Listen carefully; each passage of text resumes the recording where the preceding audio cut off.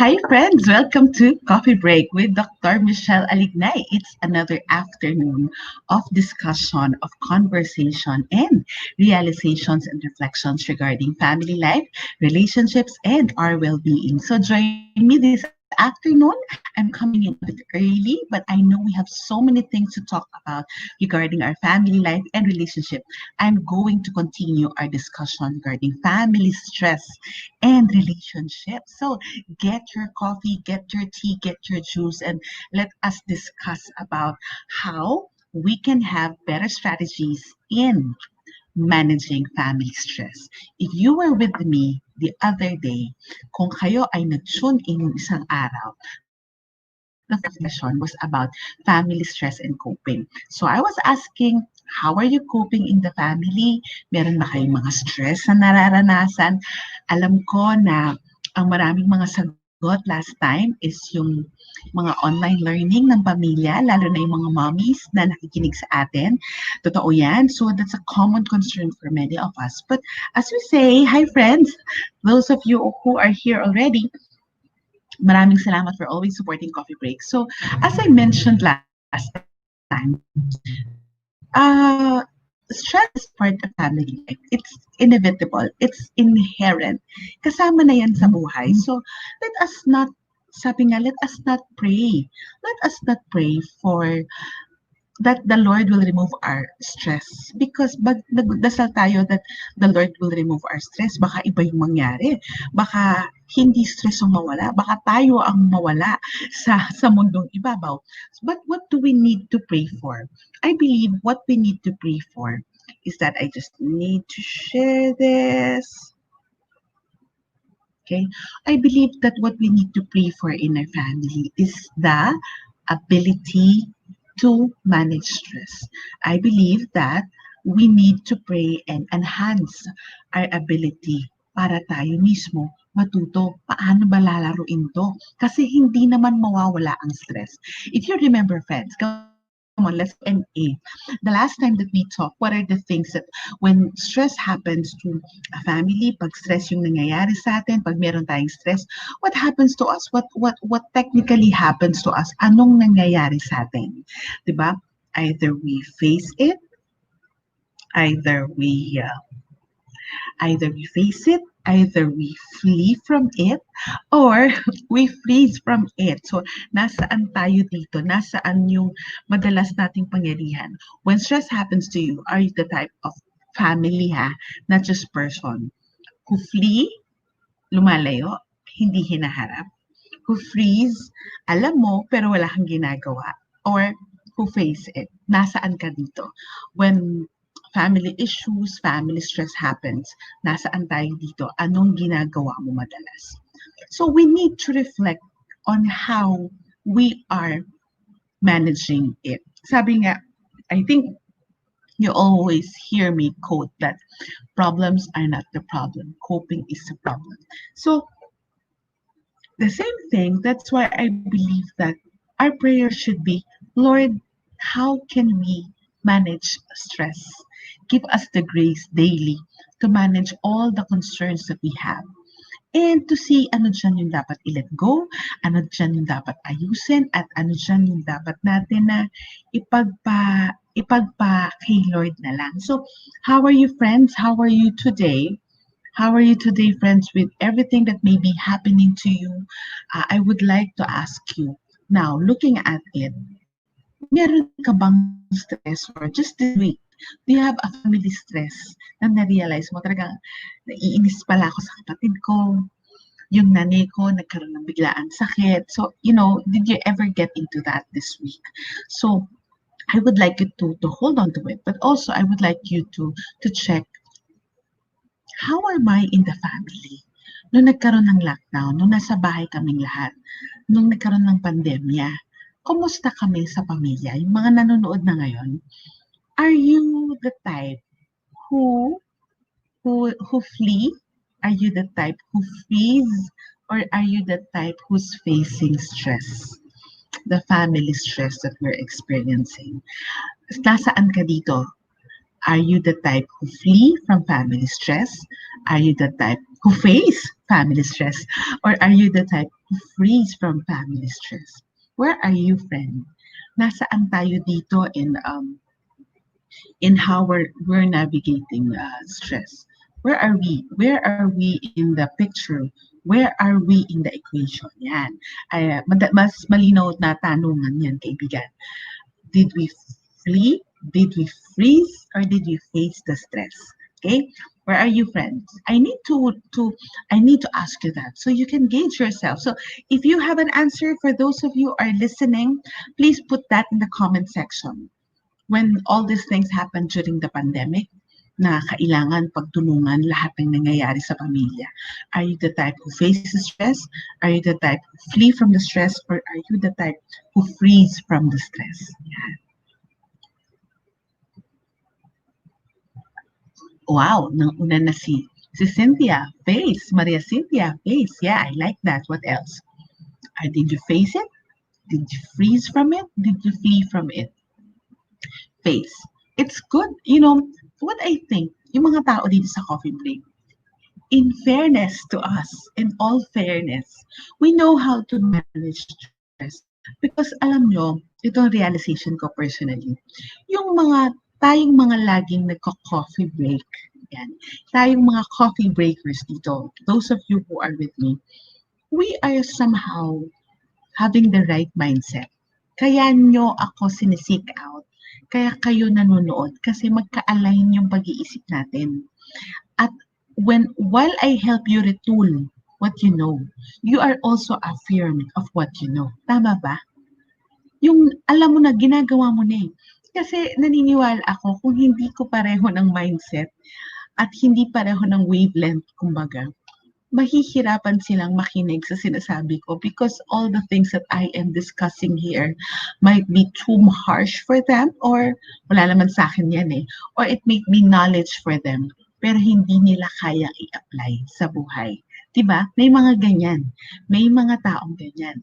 Alam nila, naintindihan nila, pero hindi nila kayang i-apply, hindi nila kayang ibaba.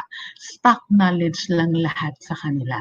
And that's why I really appreciate each and every one of you who are watching. Makikita ko dito, I have 37 people watching and listening to Coffee Break right now. And then after a while, I would see, there'll be 800 views, 1,000 views. And, it gives me, yes, it gives me the honor for you to listen. And it also makes me reflect that, oh, maybe this is how the Lord used me.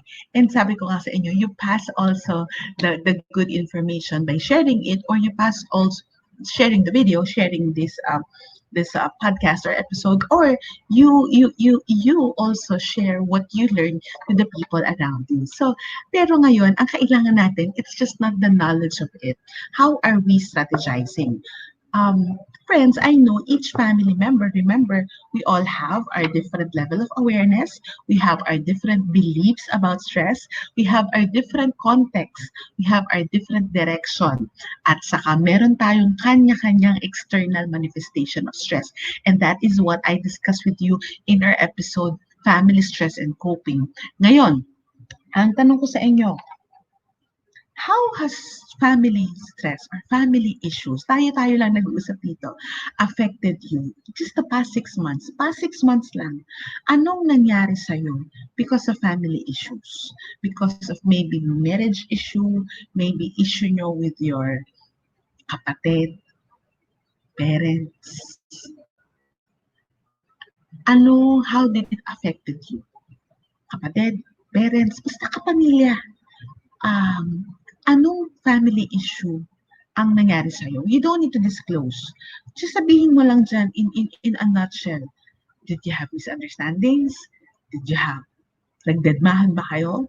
Nagkasagutan? Or nagkulang yung finances? Yan. I would like you to put that in the comment section so we can capture that. I'm not saying na masama yung nangyari. Kasi wala namang masama dito eh. Kasi lahat naman tayo, may kanya-kanya tayong pinagdadaanan. Ako, maganda lang ang yung pagkakangiti ko today. Pero I have my own share of battles. I have even though I am in this position that I'm the one speaking to you, I think sometimes I feel that the Lord is fast-tracking some issues, yung ibibigay niya sa akin. Sabi ko, Lord, bakit sa akin mo to binigay? Because He is like teaching me something, teaching me to make me a better person. And that is why I would like to ask you, what has happened to you? Because we would talk about today our strategies in managing family stress. How do we deal with it? So kung hindi nyo, nahihiya kayong sabihin kung ano yung family stress na pinagdaanan nyo, mas maganda ko na lang tanungin, anong ginagawa nyo pag nasa-stress na kayo sa pamilya? While we are in quarantine, in this pandemic situation, what do you do when you get stressed with a family member, with a family situation, with a family concern? What is it that you have been doing? Let's be, very honest in saying it. Then, while I wait, Miss Glenda, thank you for your nice words. We appreciate your generosity in sharing your knowledge, Doc. May God bless you immensely. Same blessing goes to you and to everyone who's listening. Thank you, Miss Glenda. So yan, Yang talagang, I really love you, Yang. Misunderstand, you're very open to share.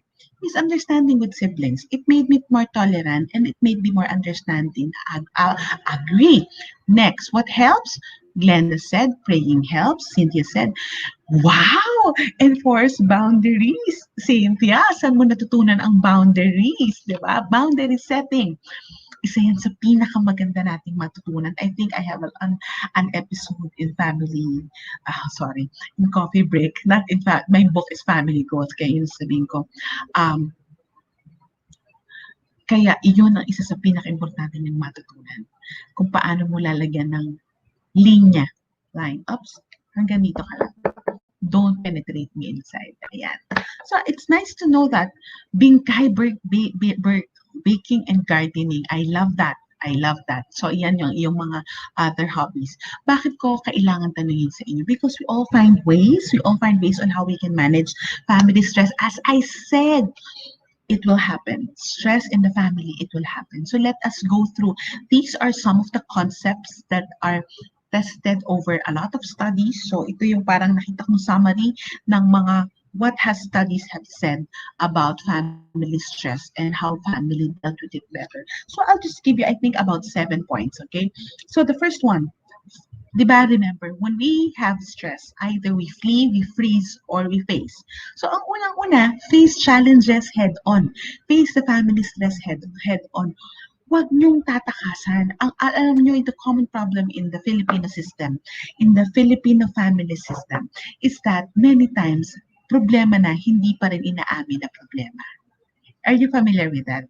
Yung parang, yung anak mo, hindi na ginagawa yung dapat gawin as a student. Hindi na nagko-comply ng maayos or sinasagot-sagot ka na. Sabi mo, bayaan mo, okay lang yan.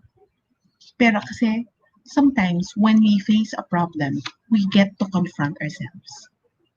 Yun yung masakit.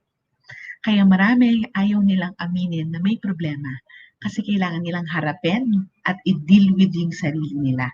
Kaya ang nagsasuffer actually, it's the family. Because the weakness of the person, the limitations of the person, the insecurities of the person, sometimes the family, it gets the burden. We get to be the recipients of the issues of one person in the family. That's why we cannot face the problem in the family because it is rooted into a family member that is not very open, that is, let's just use the word dysfunctional. So, the thing with family stress, for example, finances, hanapin natin, paano tayo magtitipid? Paano natin to gagawa ng paraan. So, you face the situation head on. Alam nyo, ang isa pang napansin ko, bukod sa many family members do not admit that there's stress, some families tend not to face the stress because, yun nga, as I said, they don't acknowledge that there's a problem. Second, they don't want to admit that they're part of the problem and then part of the solution because the insecurities get to be nakakalkal in Tagalog, 'di ba? Nakakalkal. And the third one, kaya minsan nahihirapan mag-face ng challenges, we keep denying. We keep denying na kailangan natin ng tulong at kailangan natin also tulungan yung sarili natin. Feeling natin aalis na lang. Minsan may stress naman talaga na aalis na lang. Pero alam niyo minsan, hindi rin. Hindi, nandiyan lang. Ang in my terms, tulog. Tulog lang yung stress. Tinago lang, pero nandiyan pa rin yung issues. Kaya sometimes, in my work for a long time, napansin ko yung problema pag minsan parang, oh, okay na ba sila? Kasi there's a moment na yung problems naman na aayos. Mukhang ayos na. May mga external manifestation na mukha namang ayos na. Pero alam nyo, pag hindi mo talaga hinarap ang problema internally, halimbawa, sorry na sa isa't isa, away, nag-sorry na sa isa't isa. Oh, sorry. Pero hanggang sorry lang. Kung walang resolutions to support each other, kung walang um, way to grow from the relationship, and then minsan nandun lang yung problema. Tulog lang. Minsan, I had a case na philandering yung asawa. Of course, na yan, Rosemary Antolin. Ang sabi niya, band-aid solution. Yes, minsan halimbawa, nag-philandering. Alam niyo, philandering, ang ganda, philandering husband. Ibig sabihin, nangaliwa, nangabet. Okay, nahuli mo. Nag-ask na ng forgiveness sa wife. Tapos na. Okay na? Nagpatawaran na? Okay na. Nilambing ka na ulit. Posible kasi nandun pa rin yung problema. It's not about saying sorry alone. But, so, ano yung pinanggalingan ng problema? Yun yung susolusyonan. So, face problems head on. When you face problem, you do not only, you put the solutions, but you also try to see what caused the problem. Because that's the one that we should be addressing and facing. Sometimes, masakit kasi malalim yung sugat. Diba, Rose? Band-aid solution. Pero yung solusyon na yun, yun yung long term. So, sana, kahit na meron tayong short-term solution sa family stress, tingnan din natin saan yung posibleng nanggaling para next time, we know better, we can improve from the experience. So that's one. Face challenges head on. Second, cry if you need, but look for humor. Friends, do you cry? Ako honestly, pag frustrated ako, I cry it out. In my terms, ayoko magkaroon ako ng sakit, ayoko maging heart ailment, ayoko maging cancer, ayokong dalhin ng katawan ko. In my frustration, kahit na minsan in being a mom, being a wife, there are just some situations that I cannot do anything about. As much as I want to do something, I cannot do anything. So, the problem is that hindi ko masolusyonan. So what do we do is that sometimes we need to cry it out. It's self-expression. It's healing also. When we cry out something, we get to pour our heart out. And sometimes I don't cry and lash out at home. I cry by myself. I cry in the bathroom. So I cry. But when you cry also, you look for humor. Hindi yung araw-araw mo na lang iniiyak lahat. You look for humor in situation. You look for something that you can laugh about. So there. So you try to see how you can cry and look for humor in each situation. Because honestly, we can look for humor. Tayo mga Pinoy, ang galing natin may humor. But you just don't only look at the humor. Huwag mo lang basta tawanan. Kasi kung tatawanan mo lang yung problema, sabi na, tawanan yung problema. Yes, magkaiba yung tinawanan mo pero ginawan mo ng solusyon. That's the best way. Pero kung tatawanan mo lang at tatalikuran mo, that's another. I just would like to see, I have here Rose from California. I also have Jamie from Netherlands. And I have Crystal. Crystal is from United Kingdom. Masyadong multinational ang mga nakikinig sa akin at lalo-lalo yung mga friends natin sa Pilipinas. Hi, I hope that you are all blessed. You are all blessed by what's happening and what you're doing because this is a common space. And I hope I hope that coffee break is also your safe space. I am praying for that. Kaya isa yan sa mission natin that we are here a safe space to just converse. Kasi naniniwala ako yung mga kaibigan natin na nasa abroad, kahit na maraming mga experts in your own in the field of family studies kasi I've been reading articles, I've been reading studies, diyan mas maraming researches kasi hindi masyadong madaming research dito. But nandiyan yung mga concrete researches. But you know what? The Filipino context is very unique. Kaya yung sinasabi kong you cry but also look for humor, isa yan sa kaya nating Pinoy. Kaya lang ang tendency natin, tinatawanan natin. Sabi ni Kat, iyak tawa, oo, iiyak mo, itawa mo, tapos solusyonan mo. Pag naiyak mo na, sabi nga, pag naiyak mo na, okay tayo na, at gawa na ng paraan. Are you with me, friends? So, first one, face challenges head on. Second, cry if needed, but look for humor. The third one, talk take issues one at a time. Sisters, alam ko majority dito babae. Hindi niyo ba napansin pag yung mga babae may issue? Spaghetti. What do I mean by that? There's a book that says men are waffles, women are like spaghetti. What do you mean by that? Yung mga babae, pag may isang bagay na kailangan i-tackle, i-dealt with spaghetti, one thing is connected with the other. So when we explain, one thing is connected to the other, one thing is, affecting the other. So yung issue ngayon, may nakapalaman pa tayong issue at may nakakabit pang issue. Kaya minsan, when we're having a discourse with our husband, 'di ba? When we're having a discourse with our partner, with our husband or our family member, ang dami ng issues na nabubungkal, so on and so forth. So, what we need to do is take one issue at a time. Huwag natin lahatin. Kung meron tayong gustong solusyonan, I think I've mentioned this before. When I was a young counselor, I want to know the why of things. So I would like to understand situations, cases, people, bakit mo nagawa, bakit ganyan yung naging direction mo. Gusto kong meron silang sagot sa magic word na why. But I realized later on that there are situations that would ask us to to understand and to ask the person, what help do you need? How can we move from this? So minsan, yung why, kung titake natin yung why, ang dami pang issue na makakalkal. It's important to look at the why, but there are occasions we have to know how can we create solutions first. Ito yung sinasabi ko na minsan we have to create short-term solutions kasi kailangan na. At saka na natin kalkalin yung root cause. Remember what I said earlier? The why, so that we can create long-term solutions. Magkakabit yan. Pero one issue at a time. Pag pinagsabay-sabay natin ang problema, kaya ang majority ng nararamdaman natin ay overwhelmed, takot, fear, overwhelmed, anxious, nade-depress. What else?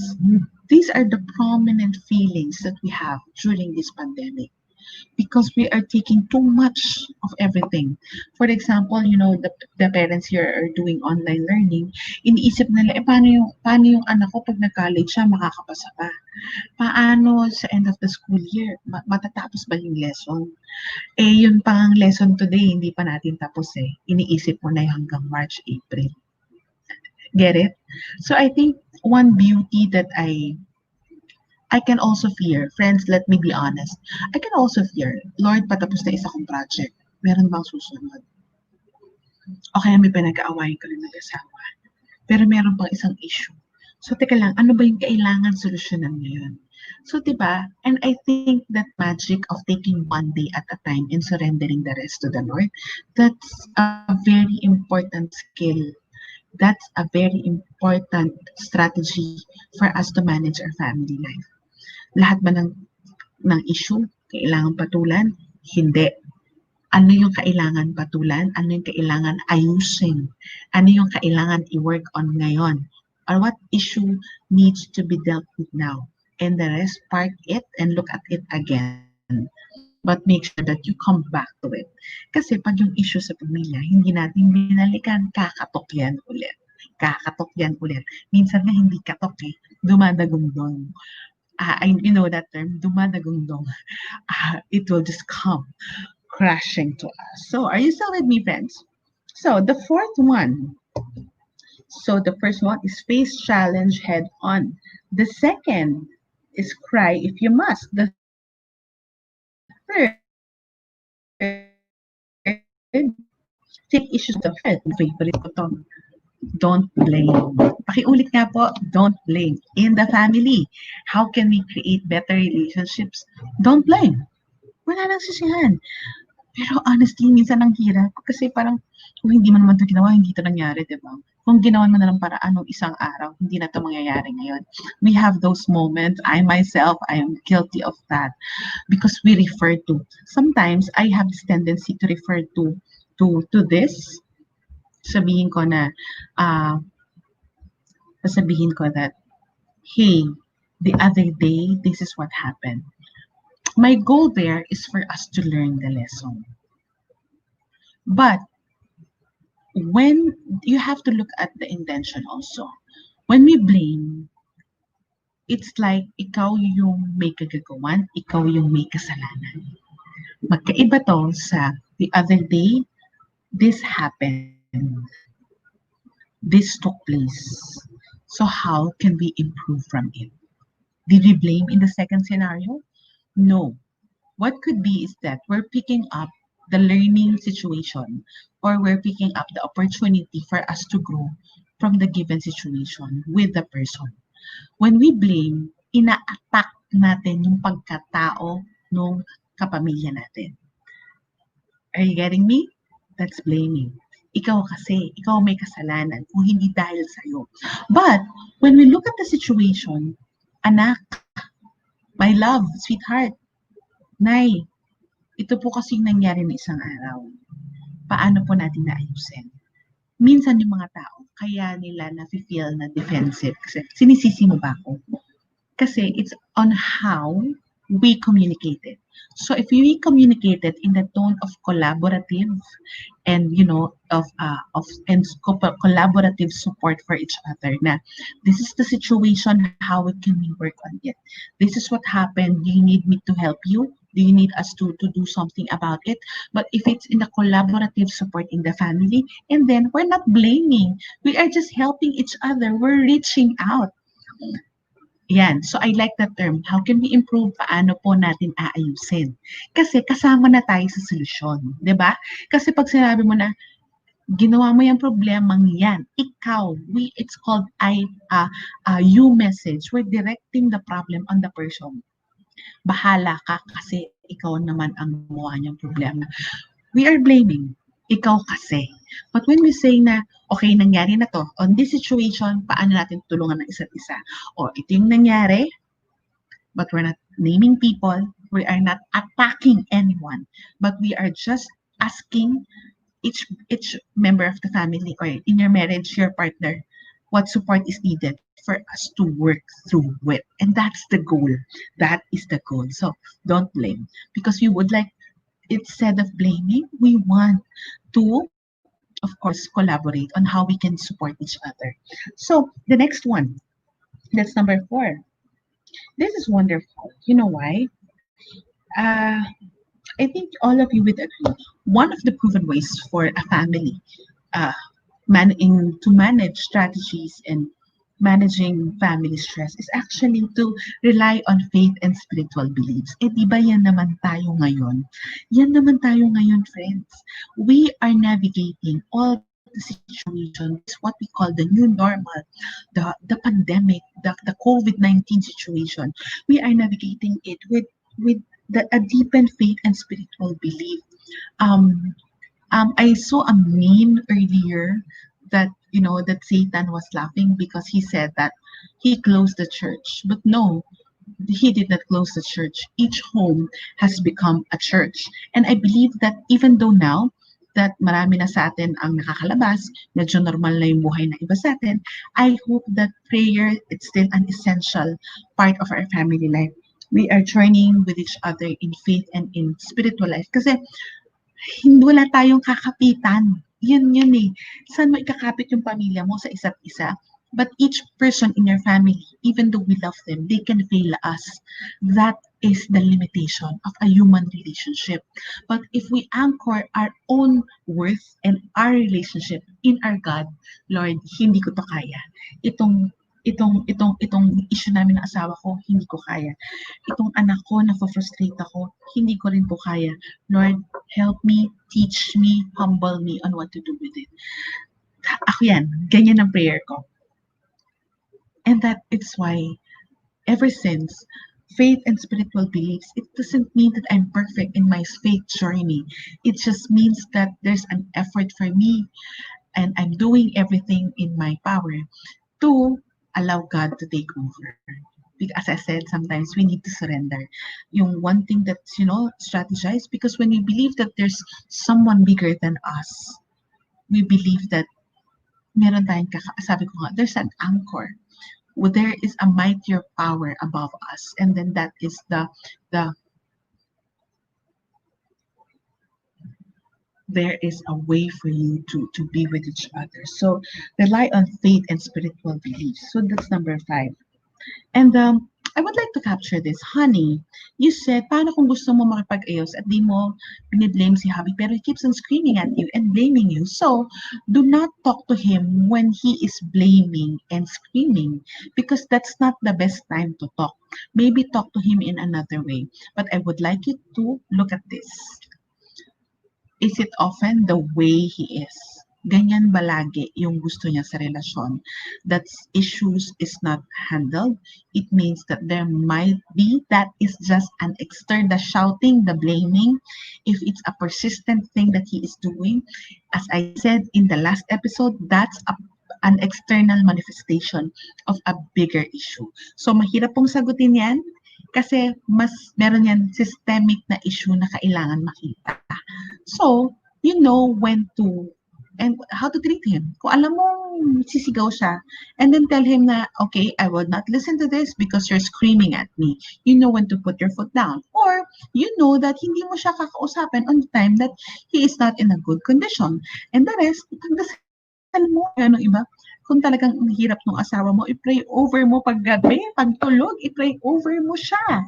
Baka naman nagmi-midlife or nag-aano po si husband, kaya yan ang pinanggagalingan niya, sis.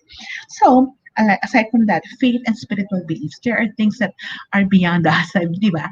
There are too many things beyond us as individuals, as humans. So we surrender everything to the Lord, including the character or including our partners. And this is important. Number 6, look for meaning and purpose. Alam nyo, naniniwala ako dyan in my book, The Beauty of 40 and Unwrapping the Gift of Midlife. Marami akong kinuwento doon ng mga nangyari sa buhay ko. At sa bawat bagay na nangyari sa buhay ko, lagi kong iniisip na, Lord, ano na naman yung meaning mo dito? Ano na naman yung purpose mo dito? Kasi naniniwala po ako in a recent issue that my husband and I had.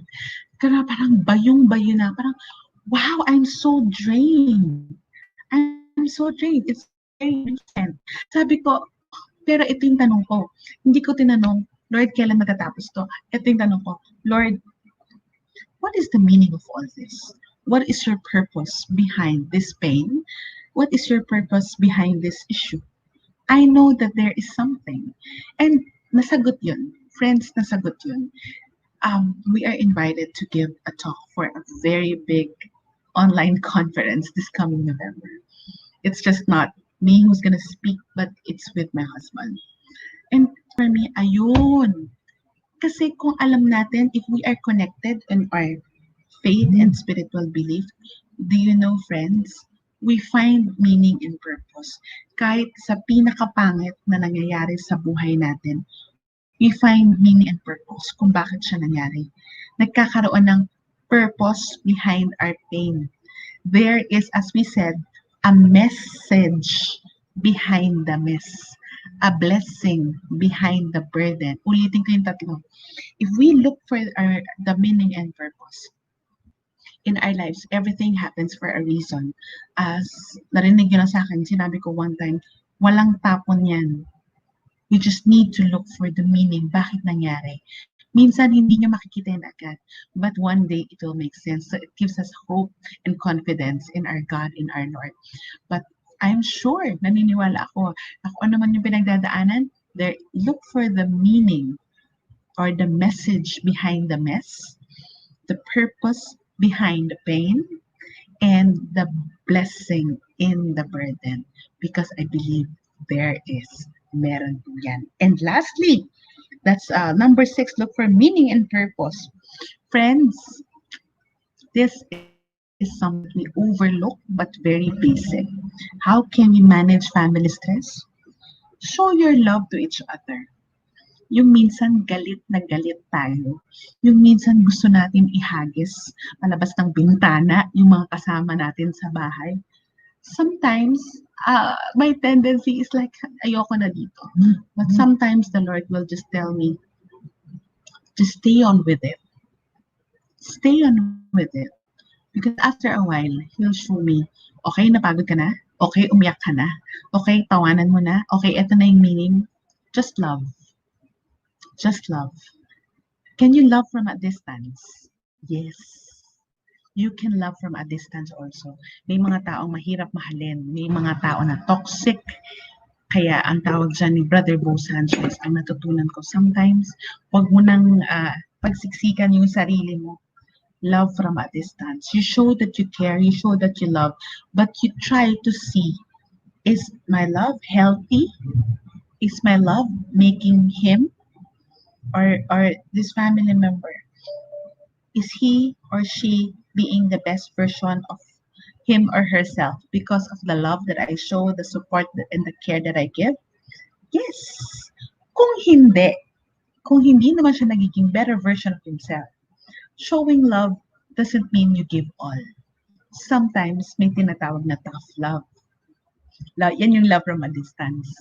Minsan, when you love, you don't give all. You limit because you want people to learn.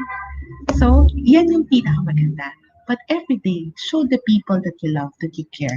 You look for what's good in them. You tell them that I love you, thank you for working hard. Anak, thank you for doing your schoolwork without me telling you.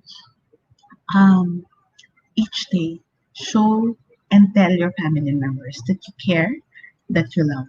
You know, one thing this pandemic has brought us in our family life and relationship, it has brought us to be more vulnerable. And that vulnerability, it's teaching us to love better and to live better. Kasi, di ba, if you are a person who has so much love to give, then give it. Kasi marami ng mga nawala. There's a lot of people who passed away during the past few months. And it might be a call for us to show love, to show that we care, especially to the people around us. So, how can we stress na stress tayo? Pero minsan ang kailangan mo lang, mahalin mo lang yung tao. Kung ano dyan siya, as is where is. Love people not because of what they can do for you, but love people because you simply love them. That's one of the best, and that's one of the most fundamental, but one of the most and the hardest way to manage family stress. At the bottom of it, it's love. And alam nyo, huwag nyo expect na yung mga mamahalin nyo, they will return the same love. I suggest we'll always go back to number 5. That is our faith and spiritual life. Kasi, pag pinuno natin yung sarili natin with our faith, with our love for God, with our relationship with Him, we have an overflow of that love to the people around us. And that is the beauty of relationships. But, if we, as persons, give love because we're expecting things from our husband, from our family members, kapatid, magulang, we expect the same love to be returned to us, especially by our kids. Tapos magre-reklamo tayo na, bakit yan ba yung gagawin mo sa akin? Sometimes battle cry natin yan eh. Is that how you treat Is that how you treat me? Yes, we dictate to them how they treat us, but we don't expect them to love us the way we love them. Because if we expect ourselves to be filled with the love coming from humans, hindi tayo mapupuno. Forever nating battle cry, your love is the one completing me because humans can fail us. But the love of the Lord, the love of God, His overwhelming grace, it cannot hindi yan mauubos. Hindi yan mauubos. Today, I think the gospel it's about us asking, us persevering in prayer. So, 'di ba, yung ask and you shall receive, seek and you shall find. And I guess today we ask for two things: the ability to cope with life stress, and we have more room for love because we love God, because we know we are loved first by Him more than anybody else. And that's what we give to our work, and that's what we give to our mission, and that's what we give to our family life. May you be blessed by this episode, friends, and I hope you join me again next week for another session of Coffee Break. And please do share this to family and friends. And don't forget, please also tell me what you've learned from this session, what is striking for you, what resonates with you, what is the takeaway that you can have today for your family to cope with stress better.